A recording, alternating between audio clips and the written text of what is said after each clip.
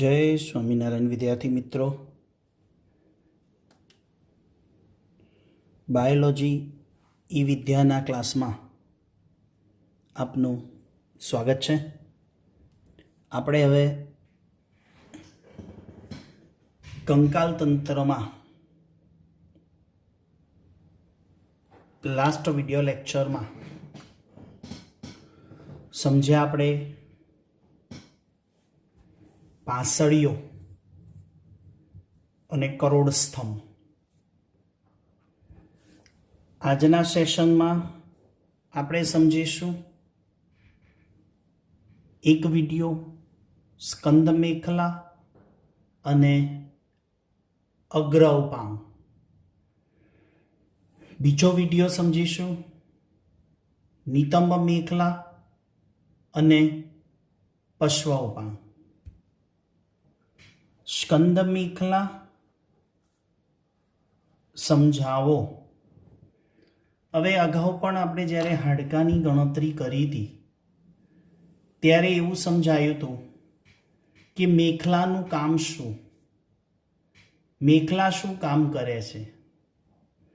તો મેખલા એ અગ્ર ઉપાંગ અને એટલે કે અગ્ર ઉપાંગ કે પશ્વ ઉપાંગ હોય એને મેખલા છે એ ઉપાંગીય કંકાલ અને અક્ષીય કંકાલને જોડવાનું કાર્ય કરે છે। મેખલા એ સ્કંદ મેખલા હોય કે નિતંબ મેખલા, મેખલા એટલે એનું સામાન્ય કાર્ય, બંને મેખલાઓ એ નિતંબ મેખલા હોય કે સ્કંદ મેખલા, એનું કોમન કાર્ય અક્ષીય કંકાલ અને ઉપાંગીય કંકાલને જોડવાનું। અહીંયા આપણે સ્કંદ મેખલા છે, સ્કંદ મેખલાનું કાર્ય બતાવીએ તો અક્ષીય કંકાલ અને અગ્ર ઉપાંગના અસ્થિને પરસ્પર જોડતી મેખલાને સ્કંદ મેખલા કહેવાય। મેં હમણાં જ કીધું મેખલા એટલે અક્ષીય કંકાલ અને ઉપાંગીય કંકાલને જોડવાનું કાર્ય કરે। અહીંયા પર્ટિક્યુલર સ્કંદ મેખલાની ડેફિનેશન આપીએ તો શું આવે?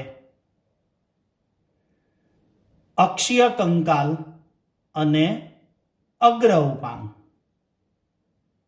ના અસ્થિને, અક્ષીય કંકાલ અને અગ્ર ઉપાંગના અસ્થિને પરસ્પર જોડતી મેખલાને શું બોલાય? સ્કંદ મેખલા। આ સ્કંદ મેખલા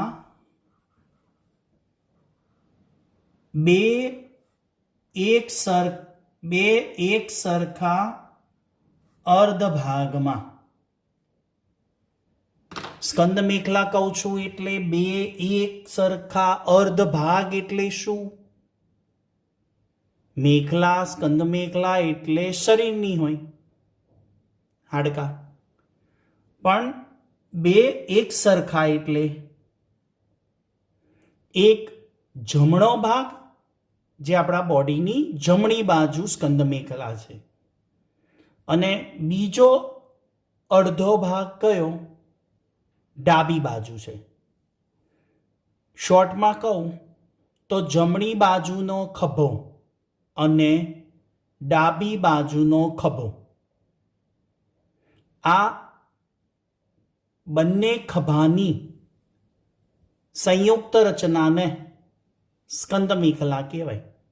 પણ એક જમણી બાજુ છે અને એક ડાબી બાજુ છે એટલે એને પાછા બંને જમણી અને ડાબી બાજુના બંને ભાગ દેખાવમાં અને રચનામાં સરખા છે એટલે લખ્યું છે બે એક સરખા, પણ અર્ધ એટલે સ્કંદ મેખલાનો અડધો ભાગ જમણી બાજુ અને અડધો ભાગ ડાબી બાજુ।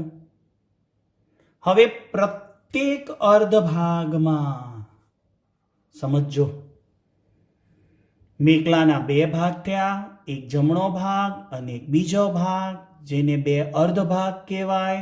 હવે આપણે કોઈ એક બાજુના ભાગનું સમજીએ. કા ડાબી બાજુનો ભાગ સમજીએ, કા જમણી બાજુનો. બંને બાજુ રચનાને દેખાવ અને અસ્થિ સરખા છે. એટલે કે છે કે પ્રત્યેક અર્ધ ભાગમાં, એટલે તમારે એમ સમજવાનું કા જમણી બાજુના ખભાની રચના કા તો ડાબી બાજુના ખભાની રચના. હવે પ્રત્યેક અર્ધ ભાગની અંદર બે અસ્થિ હોય. એક અક્ષક એટલે એક જ અસ્થિ અને એક સ્કંધાસ્થિ. એટલે કેટલા થયા? પ્રત્યેક અર્ધ ભાગમાં બે અસ્થિ થયા. તો બીજા અર્ધ ભાગમાં કેટલા થયા? બીજા બે. એટલે કેટલા થયા? સ્કંદ મેખલામાં 4. એટલે આપણે દોરાયેલા ચાર્ટમાં જઈને ચિતારમાં જુઓ કે મેખલાની સંખ્યા કેટલી આપી છે? સ્કંદ મેખલાની 4. તો પ્રત્યેક અર્ધ ભાગમાં એક અક્ષક હોય અને એક સ્કંધાસ્થિ હોય. આ અક્ષક શું છે? તો અહીંયા આ પર્પલ કલરનું જે બતાવ્યું છે, આ નાજુક દંડ આકારનું અને લાંબુ અસ્થિ છે. કેવું છે? નાજુક છે. હા,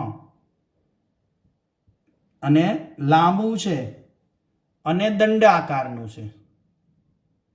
અને એમાં તમે ધ્યાનથી જુઓ ને, આકૃતિમાં જુઓ ધ્યાનથી, અહીંયા એક વળાંક છે, એક ટર્ન અહીંયા આવે છે અને બીજો વળાંક અહીંયા આવે છે. એટલે અક્ષકમાં કેટલા વળાંક થયા? આ એક અને આ બે. આ એક વળાંક અને આ બીજો વળાંક. એટલે અક્ષકમાં કેટલા વળાંક થાય? બે વળાંક. હવે આ ભાગ છે અક્ષકનો, એ ઉરોઅસ્થિ સાથે જોડાય. અક્ષકનો આ છેડો ઉરોઅસ્થિ સાથે જોડાય છે અને આ ભાગ છે એ આ સ્કંધાસ્થિ સાથે જોડાયેલો છે. અહીંયા જોઈન્ટ હોય.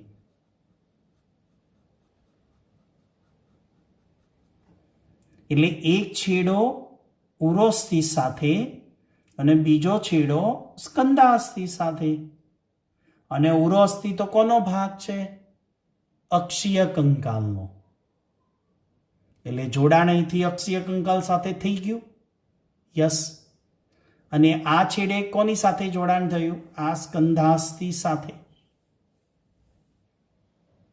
એટલે મેખલા, સ્કંદ મેખલા શું કહેવાય? અક્ષીય કંકાલ અને ઉપાંગીય કંકાલને જોડે છે. અહીંથી શરૂ થાય અગ્ર ઉપાંગ, જે આપણે હમણાં જોઈએ છીએ. અહીંથી શરૂ થાય છે અગ્ર ઉપાંગ. હવે મિત્રો, આ અક્ષકને જે બે વળાંક છે એ અક્ષકને હાંસડીનું હાડકું કહેવાય. શું બોલાય? હાંસડીનું હાડકું. હવે આ ભાગ છે ને ક્યાં છે? હું તમને થોડીક ગાઈડલાઈન આપું ને, એમ તમે ચેકઆઉટ કરી શકો. આ ભાગ આપણે આગળ જે છાતીનો ભાગ છે ને, એમાં જે ગળું છે ને, ગળાથી સહેજ નીચે આવો ને, સ્વરપેટીથી હજુ સહેજ નીચે આવો. હા, અને ત્યાં જે સ્વરપેટીની નીચે આવ્યા પછી એક ખાડા જેવો ભાગ પડે ને, એની જમણી અને ડાબી બાજુએ બે જુઓ, સહેજ ટેકરા જેવું છે. સ્વરપેટી ઉપર આંગળી મૂકો સ્વરપેટી ઉપર આપણે આંગળી મૂકીએ ને ત્યાંથી નીચે ઉતરીએ ને એટલે એક ખાડા જેવો ભાગ આવે, ત્યાંથી ઉરોસ્થિ શરૂ થાય છે. છાતીના ભાગે છેક સીધી લીટીમાં ઉરોસ્થિ શરૂ થાય. પણ ઉરોસ્થિની શરૂઆતમાં ઉપર બે અસ્થિના ટેકરા જેવો ભાગ દેખાશે અહીંયા, લેફ્ટ અને રાઈટ. એ જે ભાગ છે ને એ આની સાથે જોઈન્ટ છે. હવે એ અસ્થિ છે ને, હાંસડીનું હાડકું અહીંયાથી જો તૂટી જાય ને, ઘણીવાર એક્સિડન્ટની અંદર આ હાંસડીનું હાડકું છે ને અહીંથી ક્રેક થઈ જાય, અહીંયાથી ક્રેક થાય કે અહીંથી ક્રેક થાય. ટૂંકમાં આ હાંસડીના હાડકા અક્ષક કોઈ પણ પ્રકારે બ્રેક થઈ જાય, તૂટી જાય, તો આપણું અગ્ર ઉપાંગ છે ને એ અહીંયા પકડાઈ રહે નહીં, કે આ ભાગ તૂટી જાય એટલે આપણું અગ્ર ઉપાંગ નીચે, આપણે જેમ હાથ છે ને અગ્ર ઉપાંગ જે કહીએ એ રીતે રહી શકતો નથી. આમ એનો જોઈન્ટ તૂટી ગયો, એનો જોઈન્ટ અગ્ર ઉપાંગનો અહીંયા છે, અગ્ર ઉપાંગનો જોઈન્ટ અહીંયા છે, પણ ઇનડાયરેક્ટલી અહીંયા કહેવાય ને કે આ તૂટી જાય તો અગ્ર ઉપાંગ નીચે લબડી પડે, એ જોઈન્ટ તૂટી ગયો કહેવાય. એટલે અકસ્માતની અંદર ઘણાને હાંસડીનું હાડકું તૂટી જાય છે. હવે એના જ મુદ્દાની આપણે ચર્ચા કરીએ. અક્ષકને શું બોલાય છે? હાંસડીનું હાડકું. પછી સ્કંધાસ્થિનો ભાગ છે, આ બાજુ આપણે સ્કંધાસ્થિ લખેલું છે જો, એટલે આ બાજુ સ્કંધાસ્થિ છે અને આ બાજુ અક્ષક છે, એના મુદ્દા છે. 2 થી 7 પાંસળીની ઉપર, એટલે અક્ષક મેં હમણાં કીધું એમ કે પહેલી પાંસળી છે ને એની લગોલગ ગોઠવાયેલું હોય, અને અક્ષકમાં કેટલા વળાંક છે? 2 વળાંક છે. એટલે સ્કંધાસ્થિ, આ અક્ષક સ્કંધાસ્થિ ક્યાં છે? સોરી, સ્કંધાસ્થિ 2 થી 7 પાંસળીઓની ઉપર આવેલું છે. એટલે આ કયો ભાગ? હું તમને એ સમજાવું. આપણી પીઠ છે ને, બરાબર, એ પીઠની આપણે ખભો, પીઠ બાજુ જોઈએ ને ખભાને, તો પાછળ એક ત્રિકોણાકાર પ્લેટ દેખાય છે. તમે ખભો ઘુમાવો ને, ખભો ગોળ ફેરવો ને એટલે આવી આપણી ત્રિકોણાકાર પ્લેટ પાછળની બાજુએ હોય છે. અને ખભાની તકતી કહેવાય, સ્કંધાસ્થિને ખભાની તકતી. કેમ કે આ અક્ષક તો પહેલી પાંસળીની ઉપર જોડાયેલું છે. પહેલી પાંસળી અહીંયાથી શરૂ થાય અને અહીંયા ઉરોસ્થિ શરૂ થાય છે, એટલે અહીંયા જોડાયેલું છે. પછી બીજી, ત્રીજી, ચોથી, પાંચમી, છઠ્ઠી ને સાતમી, એટલે આ કેટલું લાંબુ હોય? 2 થી 7 પાંસળી સુધીનું. એમ આની લંબાઈ કેટલી ખભાથી? અહીંયા ખભો છે આપણો, આ જે આપણે ખભા ઉપર હાથ દઈએ ને એ આ ખભો, યસ, એ સ્કંધાસ્થિ છે. પણ લાંબુ કેટલું? 2 થી 7 પાંસળી જેટલું, એમ કહેવા માંગે છે. 2 થી 7 પાંસળીની ઉપર છે. ઉરસની પૃષ્ઠ બાજુ આવી ગયું. પૃષ્ઠ બાજુ એટલે શું થયું? આપણી પીઠના ભાગે ઉપરની બાજુ. સ્કંધાસ્થિની ઉપરની તરફ બહાર એક ધાર આવેલી છે, જેને કંટક સ્વરૂપે શું બોલાય? સ્કંધાગ્ર પ્રવર્ધ. એટલે તમે આકૃતિમાં સમજો. આને આપણે શું કહીશું? આ ત્રિકોણાકાર ધાર, આ કંટક ત્રિકોણાકાર, એને કહીશું સ્કંધાગ્ર પ્રવર્ધ. અને આ આખું આ સ્કંધાસ્થિ જ છે. બ્લુ આકૃતિ જે તમને દેખાય છે ને, બ્લુ કલરની, એ સ્કંધાસ્થિ છે. એ કેવું છે? મોટું, ચપટું અને ત્રિકોણાકાર છે ને, ત્રિકોણાકાર. પણ એનો આ ઉપરનો ભાગ જે આપણે ખભે હાથ દીધો કહીએ ને, ખભાનો આ જે ભાગ છે એ જે ટેકરો દેખાય છે ખભા ઉપર આપણને હાથ દેવાથી એ સ્કંધાગ્ર પ્રવર્ધ છે, રાઈટ? આગળ જુઓ. અને એ સ્કંધાગ્ર પ્રવર્ધ સાથે કોણ જોડાયેલું હોય? અક્ષક. એટલે આ સ્કંધાગ્ર પ્રવર્ધ છે એની સાથે કોણ જોડાયેલું છે? આ અક્ષકનું જોડાણ છે. હવે આ બાજુ અક્ષકમાં અંદરના છેડે ઉરોસ્થિ સાથે જોડાય. અંદરના છેડે એટલે આ ભાગ અંદરનો એની સાથે ઉરોસ્થિ સાથે જોડાય. આ ભાગ બહારનો કોની સાથે જોડાય? સ્કંધાગ્ર પ્રવર્ધ સાથે. ઓકે. હવે સ્કંદ ઉલ્લુખલ એટલે શું એની પણ તમને માહિતી આપી દઉં. અહીંયા આકૃતિ દ્વારા સમજો. અહીંયા આ સ્કંધાસ્થિ છે આખું, એ અહીંયા ખાડા જેવો ભાગ બને છે. કેવો ભાગ બન્યો? ખાડા જેવો. આ ખાડા જેવો જે ભાગ બન્યો એની અંદર અગ્ર ઉપાંગનું પ્રથમ અસ્થિ ગોઠવાય. કયું? અગ્ર ઉપાંગનું પ્રથમ અસ્થિ, જેને આપણે ભુજાસ્થિ કહીએ.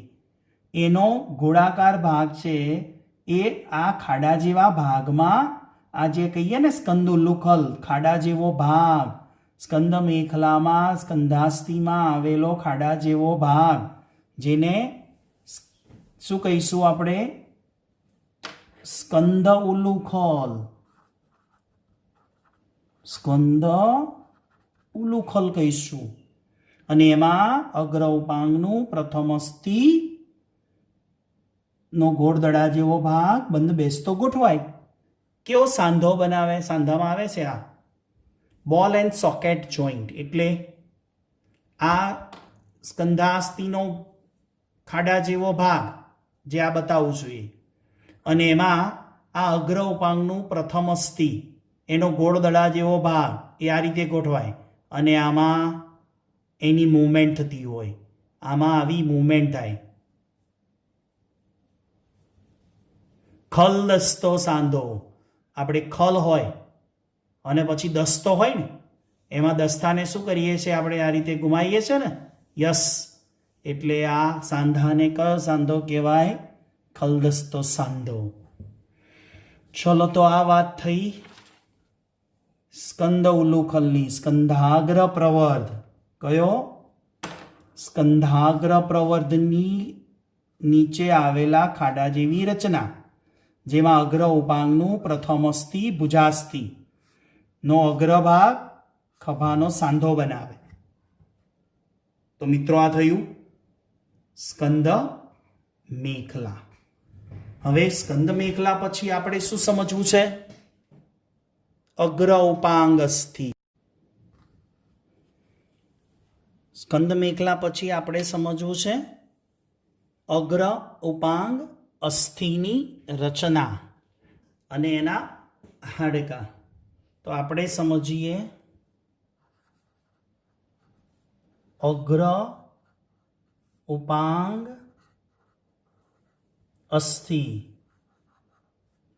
જો અગ્ર ઉપાંગ અસ્થિમાં શરૂ કરીએ આપણે એના હાડકા. હવે હમણાં જ ચર્ચા કરી કે આ શું છે? સ્કંદાસ્થિ.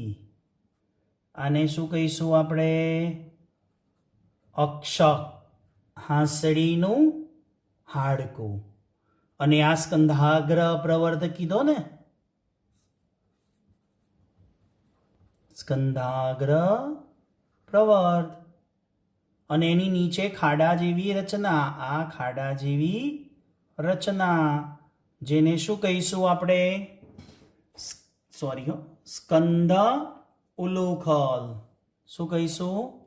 સ્કંદ ઉલ્લુખલ કહીશું. હવે આ અગ્ર ઉપાંગનું પ્રથમ અસ્થિ છે. કયું કહેવાય? પ્રથમ અસ્થિ. એટલે અગ્ર ઉપાંગનું પ્રથમ હાડકું કહેવાય, જેનું નામ છે ભુજાસ્થિ. આપણે ભુજા કહીએ ને, એટલે ભુજાસ્થિ. આ પ્રથમ અસ્થિ ભુજાસ્થિનો અગ્રભાગ, નિકટવર્તી ભાગ, આને નિકટવર્તી ભાગ કહેવાય. એ નિકટવર્તી ભાગ ગોળ દડા જેવો ક્યાં બંધબેસતો ગોઠવાય? સ્કંદુલુખલમાં. હવે આ ભુજાસ્થિને બીજા અર્થમાં બાહુ પણ કહેવાય. ભુજા, બાહુ, બાહુબલી અથવા બાવડું બોલાય. શું બોલાય? બાવડું. કે છે ને બાવડામાં દમ હોય તો આવી જા. પછી બાહુબલી માં કે છે ને બાહુ એટલે આમાં દમ, બાહુ. પછી એવું પણ ગીત પણ છે, બાહો મેં આજા, એટલે આ, એટલે કે હાડકામાં નહીં કરી જવાનું. ચલો નેક્સ્ટ. એનો દૂરસ્થ છેડો. દૂરસ્થ એટલે ભુજાસ્થિનો આ દૂરનો ભાગ. એ કોણીનો સાંધો બનાવે. કોનો સાંધો બનાવે? કોણી. અને કોણી કહેવાય. પણ એ કોણીમાં કોણ આવે? હવે આ છે બીજું અસ્થિ, જેને અરિયાસ્થિ અને પ્રકોષ્ઠાસ્થિ.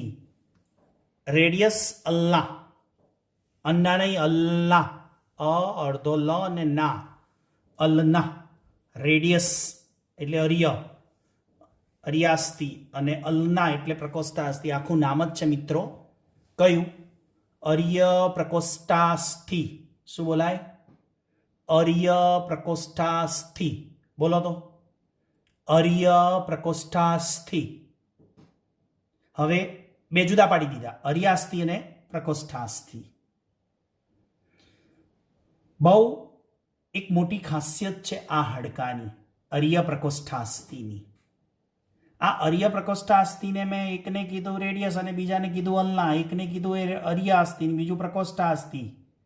બંને સંયુક્ત અસ્થિ છે. નામ બોલાય અર્ય પ્રકોષ્ઠાસ્થિ, જેને આપણે બીજા કયા નામથી ઓળખીશું? અગ્રબાહુ. આને કહીશું ભુજાસ્થિને બાહુ, તો આને કહીશું આપણે અગ્રબાહુ. અરિયાસ્થિને પ્રકોષ્ઠાસ્થિ. હવે આ બે હાડકાની ખાસિયત એ છે કે અહીંયાથી જોઈન્ટ હોય બંને છેડે. એક આ છેડે જોઈન્ટ હોય અને એક આ છેડે જોઈન્ટ હોય, પણ વચ્ચેથી એકબીજાથી છૂટા દેખાય. દેખો આકૃતિમાં. અર્ય પ્રકોષ્ઠાસ્થિ બંને છેડે જોઈન્ટ ધરાવે. એક આ છેડે પણ જોઈન્ટ છે ને એક આ છેડે પણ જોઈન્ટ છે, અને વચ્ચેથી છૂટા છે. આ છૂટા છે ને એટલે જ આપણે આમ કાંડું ઘુમાવો, થોડીક વાર મોબાઈલ સ્ટોપ કરી પોઝ કરી દો વિડીયો અને કાંડું ઘુમાવો.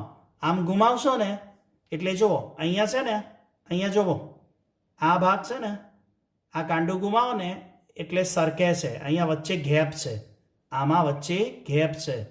એટલે આ જે વચ્ચે ગેપ છે, બંને છેડે જોઈન્ટ છે, વચ્ચે જગ્યા છે, એના કારણે આપણે આપણું એટલે કે મનુષ્ય પોતાનું હસ્તકૌશલ્ય જાળવે. કાંડું ઘુમાવીએ તો જ બધી ક્રિયાઓ અથવા તો હાથના કાર્યો થઈ શકે. કાંડું જ ઘુમાવી શકીએ નહીં તો શું થાય? એટલે કાંડું ઘુમાવી શકવાનું કારણ શું? અરિયાસ્થિ અને પ્રકોષ્ઠાસ્થિ વચ્ચે જગ્યા છે. બંને છેડે જોઈન્ટ અને છેડેથી બંને છેડે જોઈન્ટ અને વચ્ચેથી ખુલ્લા છે. That's clear? આગળ હવે આવીએ આપણે. હવે જો એક વસ્તુ ધ્યાન રાખવાની નીટ માટે. આ કોણી બની તો કોણીમાં કોણ કોણ આવ્યું? કેટલા અસ્થિ આવ્યા? 3. એક ભુજાસ્થિનું અને 2 એક અરિયાસ્થિ ને બીજું પ્રકોષ્ઠાસ્થિ. એટલે કોણીના સાંધામાં કેટલા અસ્થિ વપરાયા? 3. ત્યારે કોણીની રચના થઈ. હવે આગળ આવીએ કાંડું. કાંડાના અસ્થિને શું બોલાય? મણિબંધા અસ્થિ. કેટલા છે? 8. આ 1 2 3 4 5 6 7 8 મણિબંધા અસ્થિ. પશ્વ મણિબંધા અસ્થિ. કેટલા અસ્થિ? 5, જેને હથેળી કહેવાય. આપણી આ જે હથેળી છે એમાં 1 આ 1 આ 2, આ 3, આ 4, આ 5. તો આ હથેળી બને છે. તો હથેળીની રચના કરે છે. આ બનાવે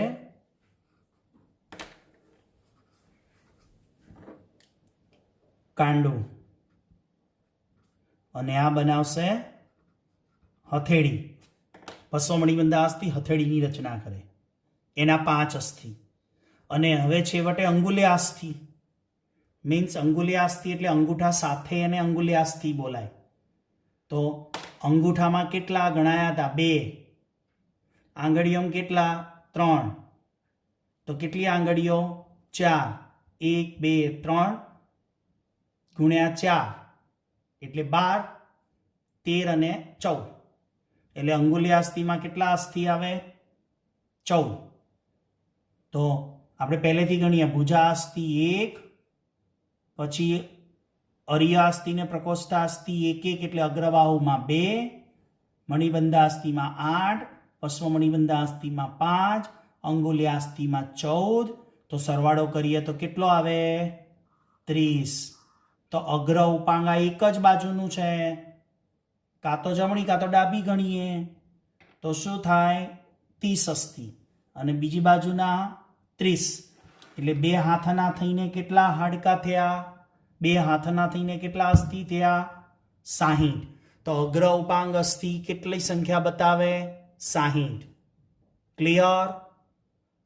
નેક્સ્ટ વિડિયો લેક્ચરની અંદર આપણે સમજીશું નિતંબ મેખલા અને પશ્વ ઉપાંગ અસ્થિ. ત્યાં સુધી મને રજા આપશો. જય સ્વામિનારાયણ.